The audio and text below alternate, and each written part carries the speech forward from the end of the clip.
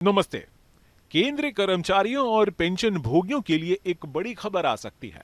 सरकार ने जनवरी 2025 में 8वें वेतन आयोग के गठन को मंजूरी दे दी थी। इसका लक्ष्य है केंद्रीय कर्मचारियों और रिटायर्ड पेंशन भोगियों की सैलरी और पेंशन में सुधार करना।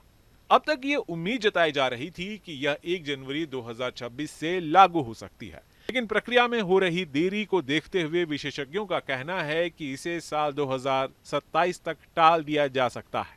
दरअसल अब तक ना तो आयोग के अध्यक्ष की नियुक्ति हुई है और न ही सदस्यों का चयन किया गया है। इस बीच देश भर के लाखों केंद्रीय कर्मचारियों और पेंशन भोगियों का बेसब्री से इंतजार जारी है। 8वें वेतन आयोग केवल केंद्र सरकार के कर्मचारियों पर ही लागू होगा। इसके लागू होने के बाद केंद्र सरकार के सभी विभागों के कर्मचारियों की सैलरी बढ़ेगी। साथ ही रिटायर हो चुके कर्मियों की पेंशन में भी बढ़ोतरी होगी। वहीं सरकारी बैंक कर्मचारी इसके दायरे में नहीं आएंगे। दरअसल बैंक में काम करने वाले कर्मचारियों की सैलरी वेतन आयोग के दायरे में नहीं आता है। उनका वेतन संशोधन सीधे भारतीय बैंक संघ यानी IBA के समझौते के तहत तय किया जाता है। इसलिए चाहे केंद्र सरकार 8वें वेतन आयोग की सिफारिशें लागू करे, बैंक कर्मचारियों का इसका कोई फायदा या लाभ नहीं मिलने वाला है। गौरतलब है कि हाल ही में 12 अगस्त को राज्यसभा में वित्त राज्य मंत्री पंकज चौधरी ने बताया था कि 8वें वेतन आयोग की आधिकारिक अधिसूचना अभी लंबित है।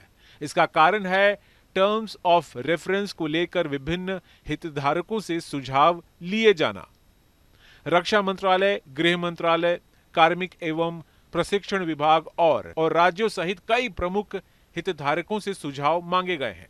मीडिया रिपोर्ट्स की माने तो इस महीने टर्म्स ऑफ रेफरेंस जारी किया जा सकता है। इसके साथ ही नए 8वें वेतन आयोग के अध्यक्ष और सदस्यों की नियुक्ति के भी संकेत मिल रहे हैं। वित्त राज्य मंत्री ने राज्यसभा में लिखित जवाब में कहा है कि सरकार को विभिन्न हितधारकों से सुझाव मिल चुके हैं और उचित समय पर आधिकारिक अधिसूचना जारी की जाएगी।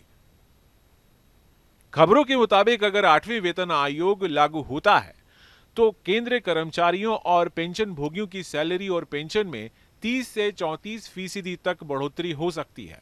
न्यूनतम बेसिक सैलरी 18,000 रुपए से बढ़कर 51,480 रुपए तक हो सकती है। इससे कर्मचारियों और पेंशन भोगियों की जेब में पहले से कई ज्यादा पैसे आएंगे। एक अनुमान के मुताबिक 8वें वेतन आयोग लागू होने पर केंद्र सरकार पर सालाना करीब 1.8 लाख करोड़ रुपए का अतिरिक्त कर्ज का बोझ बढ़ सकता है।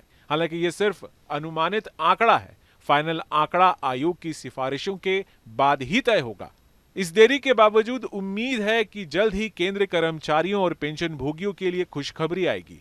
8वें वेतन आयोग से उनकी वेतन और पेंशन में बढ़ोतरी की संभावना है, जिससे लाखों लोगों की जिंदगी में आर्थिक राहत आएगी। Team news nation. जहां भक्ति है हर शब्द में, कथाओं में छुपे हैं दिव्य रहस्य और ज्योतिष देता है जीवन को दिशा। धर्म से जुड़ी हर बातों को जानने के लिए हमारे चैनल स्तुति को सब्सक्राइब करें। चैनल पर जाने के लिए इस लिंक पर क्लिक करें।